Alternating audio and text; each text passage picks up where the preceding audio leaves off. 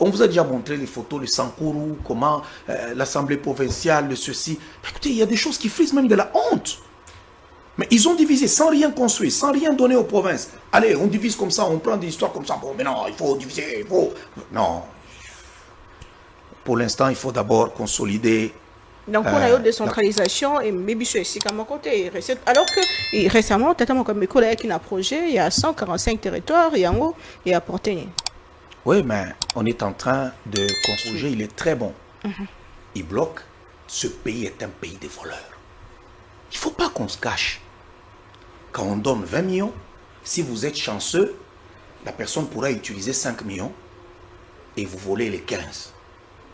Mais s'il n'est pas de bonne foi, tous les 20 millions vont disparaître. C'est tout. On a eu des projets de 100 jours, de ceci, tout ça. On nous a... on appelle ça saut des moutons, ces viaducs-là, tout ça. Et pourtant, nous sommes dans une capitale, il n'y a pas d'autoroute. Vous pouvez penser à construire des autoroutes. Mais si vous prenez les millions qui ont été dégagés, avec ces sauts de moutons qu'on a construits, il n'y a pas match. Alors, tout ce qui frappe ce pays, c'est le vol, le détournement de fonds. Un bâtiment qu'on peut construire à 3 millions, on va le construire à 30 millions.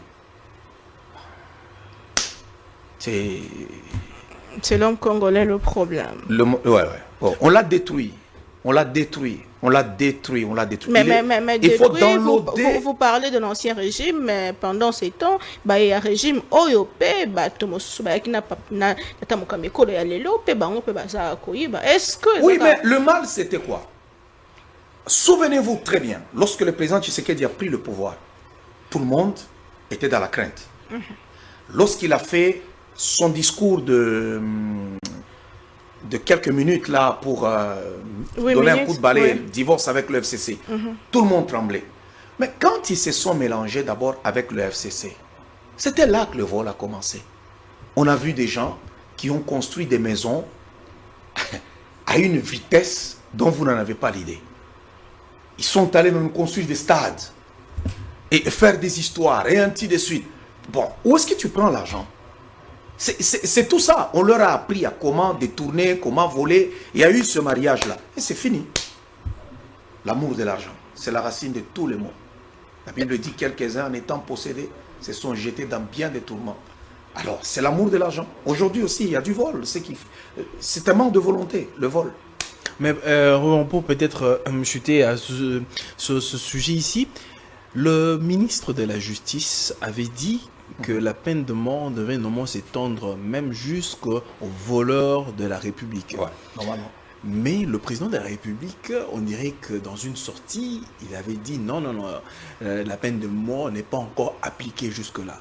On dirait que les choses ont été en berne d'une certaine façon. Qu'est-ce que le message du président de la République voulait vraiment dire quoi? Qu'il fallait laisser ces gens-là vivre aisément ou comment? Non.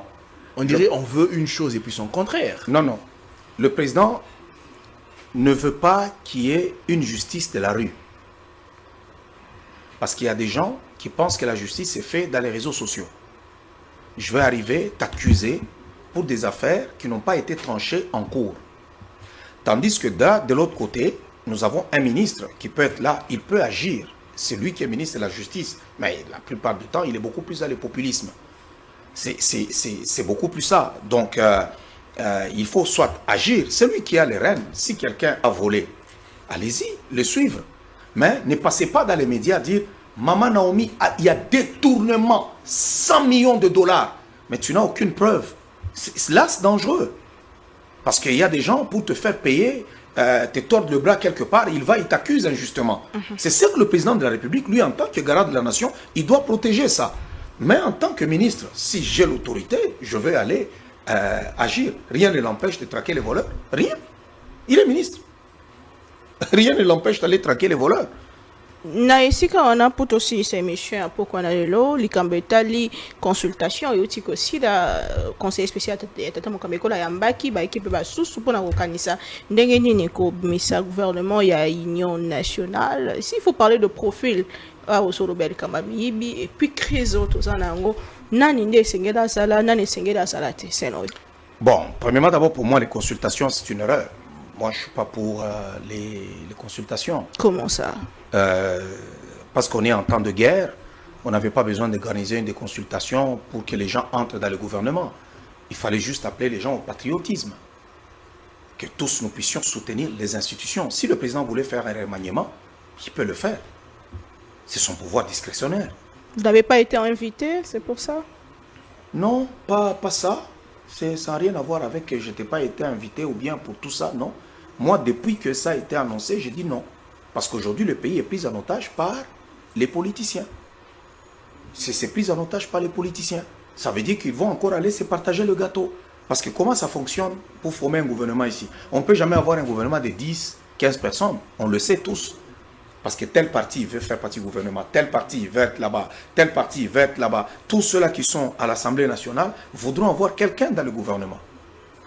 Vous voyez, c'est déshabiller Pierre pour aller habiller Saint-Paul. Donc ça ne va rien changer. Je n'attends rien d'extraordinaire au prochain gouvernement. Rien d'extraordinaire. Si seulement les partis politiques doivent envoyer leurs délégués, ces gens-là, quand ils arrivent au gouvernement, ils ne travaillent pas pour le peuple, ils travaillent pour celui qui l'avait recommandé, pour son parti politique. Il doit plaire à son patron pour que demain, qu'il redonne encore son nom. C'est vraiment un système qui n'est pas bon. Je connais le gouvernement, le président Tshisekedi a quand même fait exception. Au moins 5 ou 6 ministres au parti politique. Il y a Moutamba qui a été nommé. Et vous voyez, quand il a commencé, par exemple, Moutamba, le ministre de la Justice, il a pas de compte à rendre derrière. Pour dire qu'il y a un chef de parti qui va faire ceci, tout ça. Bon, c'est parce qu'il s'est lui-même un peu perdu dans les trucs populisme, tout ça, ainsi de suite. Mais en réalité, quand il a commencé, tout le monde était en train d'acclamer. Mais c'est au cours du chemin qu'il s'est un peu perdu à un moment donné. Bon, tandis que les autres qui ne viennent pas des gouvernements... Des partis politiques. Oui, des partis politiques plutôt. Quel est leur... Madame ministre des Affaires étrangères, par exemple. Oui. Écoutez, elle, c'est une exception. Elle, là, coup de chapeau. Une femme de valeur. Elle ne fait pas le travail parce que, vous savez, il y a des gens qui aiment... Non, c'est parce que je suis une femme. Il faut me respecter parce que je suis une femme. Non, non, non, non, non. Il y a des femmes qui méritent le respect pas parce qu'elle est une femme, parce qu'elle a bien rempli son travail. Elle, là, mais... Elle n'est pas de l'UDPS? Non, elle est expert. Ok. Reverend Paul, parce que nous parlons des consultations qui viennent de finir. Quand la situation est devenue un peu compliquée, le président de la République avait parlé dans son adresse à la nation. Le président de la République avait dit qu'il fallait réduire le train de vie des institutions et qu'il fallait aussi mettre en place un gouvernement d'union nationale. Et nous sommes en voie. La première des choses, jusque-là, le train de vie des institutions n'a pas encore été mis en œuvre. Et là, nous voulons maintenant mettre en place un gouvernement d'union nationale. Nous avons vu les mêmes personnes qui étaient dans le gouvernement passé être consultées. Est-ce que ce ne serait pas habiller Saint-Pierre pour déshabiller Saint-Pierre et habiller Saint-Paul? Le problème, c'est que à travers cette constitution que nous avons, le président aussi est pris en otage. Parce que pour qu'il gouverne, il a besoin de ses partis politiques qui sont au Parlement. Il n'a pas de majorité avec sa famille politique, l'UDPS. Dans les contextes actuels, on doit essayer un peu de sortir de sa zone de confort. Mais ils ne peuvent pas accepter. Le problème, c'est qu'ils ne peuvent pas accepter. Il n'est plus question de quota à ce stade-ci. Est-ce que vous n'avez pas vu tous ce vautours-là qui se sont tus pendant qu'on a été agressé? Silence radio. Mais la journée où ils sont en train de défiler aux consultations, les choses, ces chefs de parti, quand ils disent non, parce que nous ne voulons pas des gens qui vont venir, qui parlent juste pour avoir le pouvoir. Ils parlent, eux, en termes de pouvoir. Mais ils ne sont pas capables de protéger leur pays.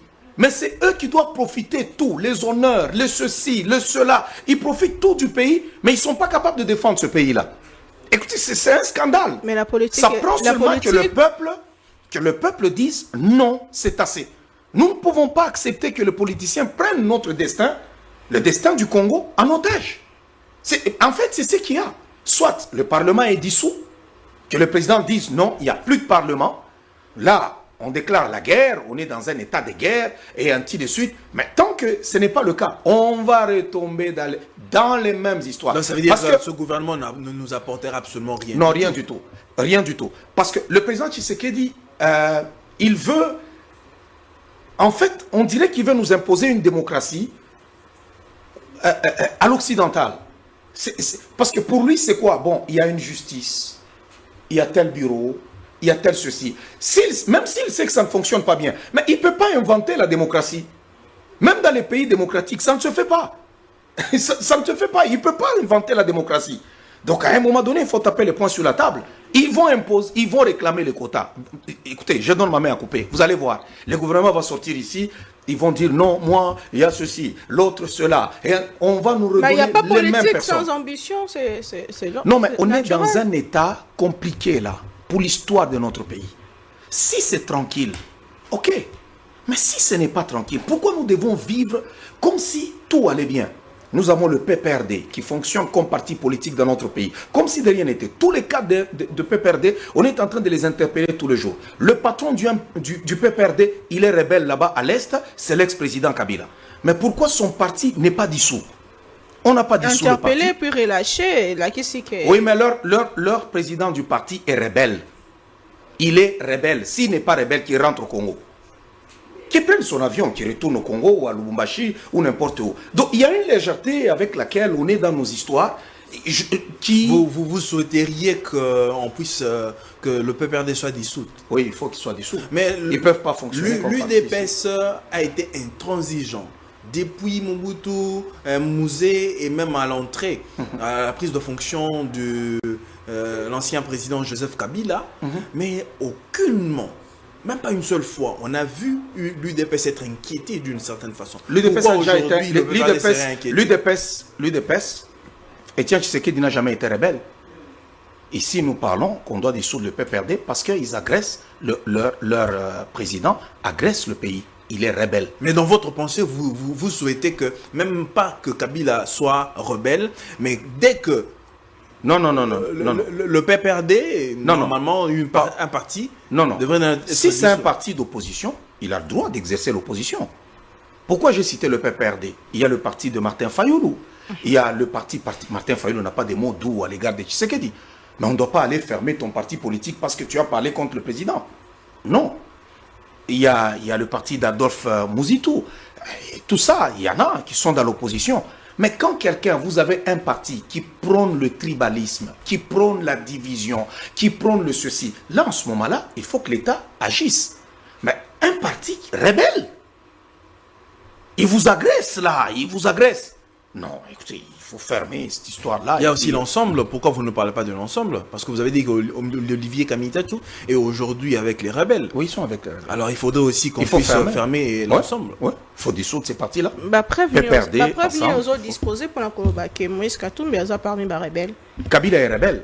Aujourd'hui, c'est prouvé noir sur blanc que Kabila est avec le M23. Pourquoi il n'y a pas de procès contre Kabila? Non, est-ce que vous voulez qu'on ait un procès pendant qu'on sait que tu es avec telle personne?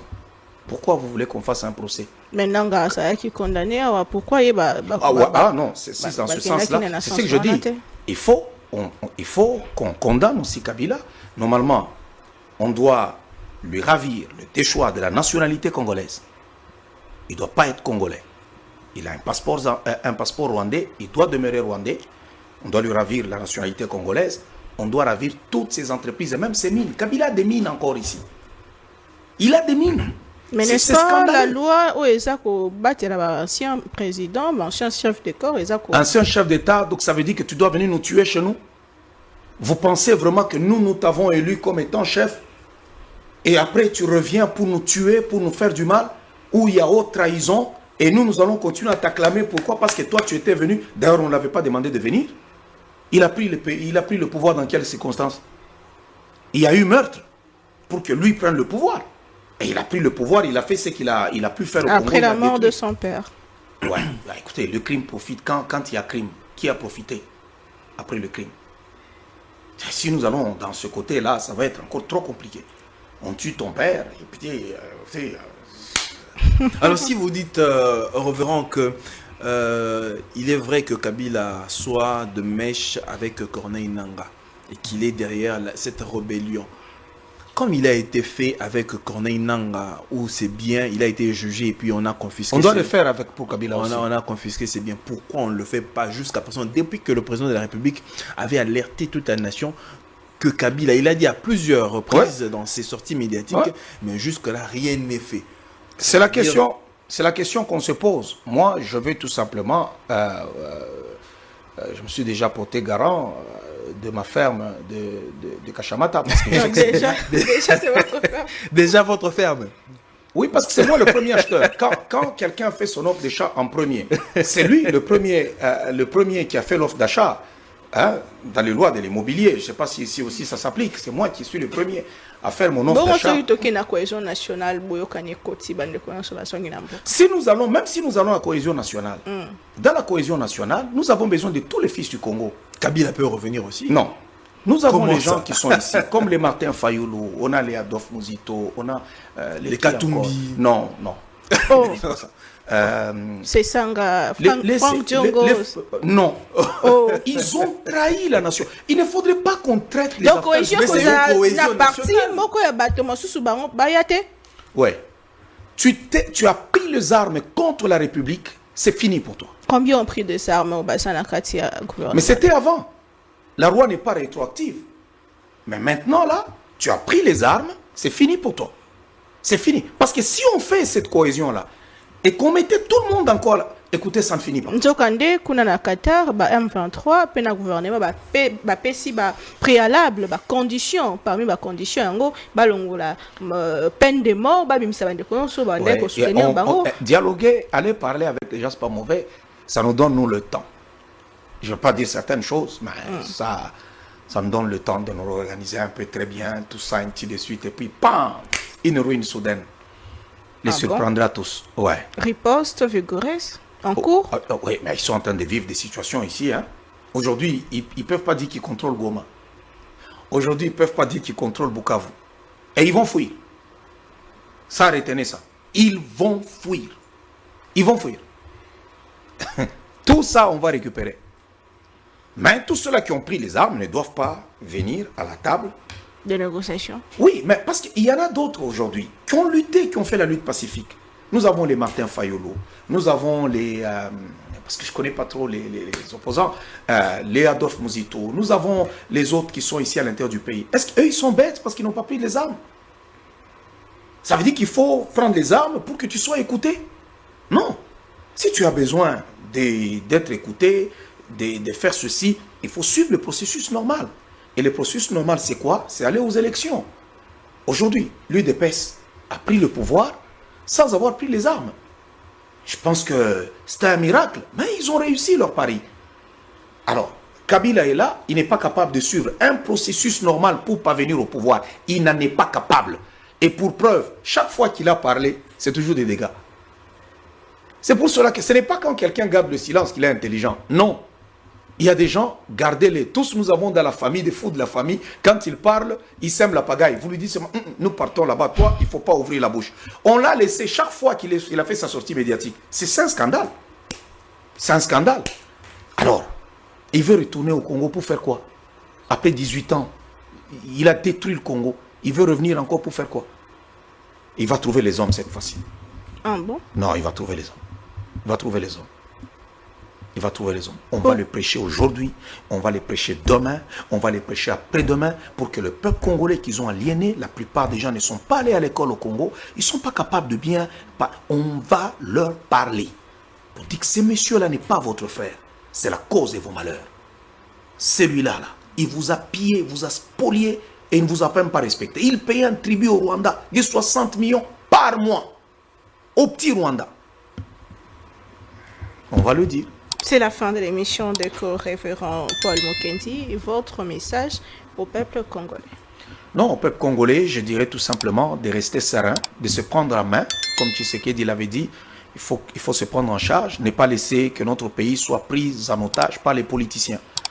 Il faut que le peuple sache manifester, sache marcher spontanément pour se dire non, nous refusons telle chose. Si vous ne le faites pas, il n'y a personne qui pensera à vous. Vous devez prendre votre destin en main et pour arrêter certaines affaires.